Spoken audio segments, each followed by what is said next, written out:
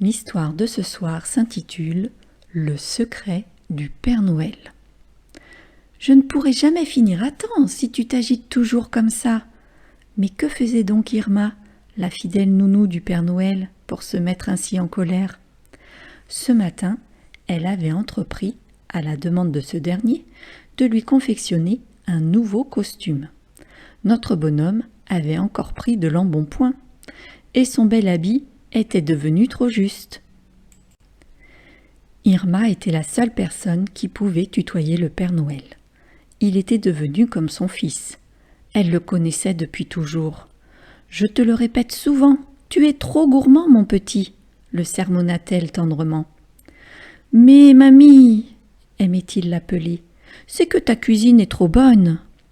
La brave Irma esquissa un sourire et se reprit. « En attendant, un peu de diète te sera profitable.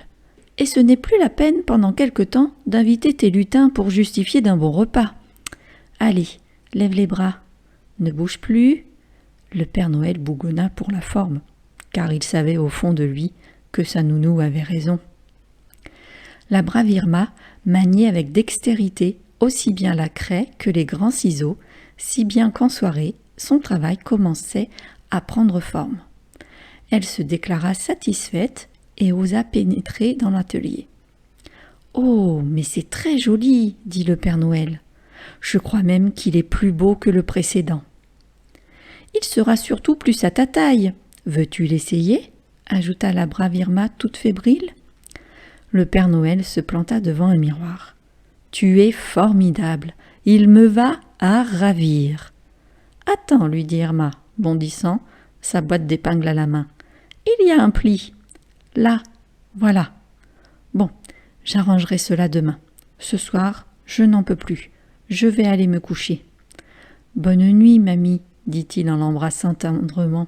« Pour ma part, je vais rester encore un peu. Je voudrais finir ce lot de jouets ce soir. » Le lendemain matin, la voix d'Irma en colère fit sursauter le Père Noël dans son fauteuil. La fatigue l'avait gagné et il s'était endormi dans son atelier. « Ah, tu tombes bien !» lança-t-elle, comme il entrait dans la pièce. « Cette nuit, 2 pièces de tissu et ma bobine de fil ont disparu. »« Oh oh, je n'ose croire qu'il y ait des voleurs au pays de Noël. Mais comment expliquer ce mystère ? Rappelle-toi, il y a peu de temps, une paire de ciseaux avait également disparu. » Cela chagrina le brave Père Noël. Il ne pouvait se résoudre à l'idée qu'un vol puisse être commis. D'autre part, Irma disait vrai. Cette idée le tracassait. Il y réfléchit une partie de la matinée. Soudain, un sourire apparut sur son visage. Cependant, Irma devait retailler l'étoffe et les séances d'essayage reprirent. Ce soir-là, le Père Noël travailla très tard. Et avant que la fatigue ne se fasse pressante, il décida de se rendre au salon. Il voulait en avoir le cornet. L'obscurité de la pièce endormie lui permit de distinguer très nettement un rayon de lumière émergeant d'un orifice à la base d'un des murs. « J'en étais sûr !» murmura-t-il.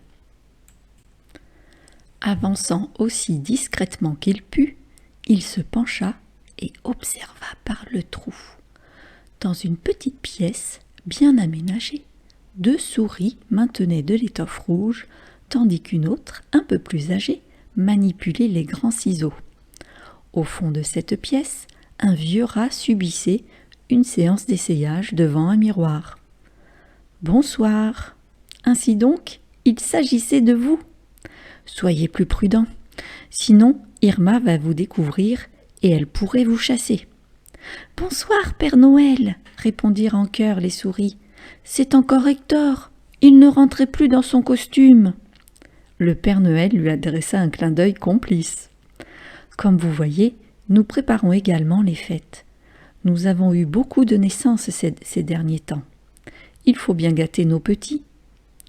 Au fait, venez-vous passer le réveillon avec nous, Sankey Hector ? Les enfants seraient si heureux. » Le Père Noël, ému, esquissa un sourire. « C'est très gentil à vous, mais vous savez bien, cette nuit-là, j'ai une mission à accomplir.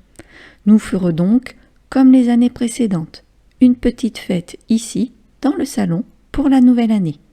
Oui, oui, bien sûr, s'exclamèrent les petites souris. Oui, oui, grogna Hector, qui venait d'être piqué.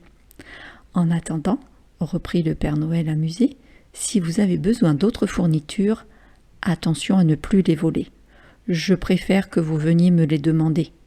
Les petits compagnons approuvèrent tête basse. Avant que le Père Noël ne prenne définitivement congé de ses amis, la porte du couloir se referma tout doucement. Irma, attirée par les bruits de conversation, venait de découvrir le secret du Père Noël. Ainsi donc, il sera toujours égal à lui-même, murmura-t-elle, toujours aussi bon cœur, mon petit. Et voilà, c'est la fin de l'histoire. Bonne nuit.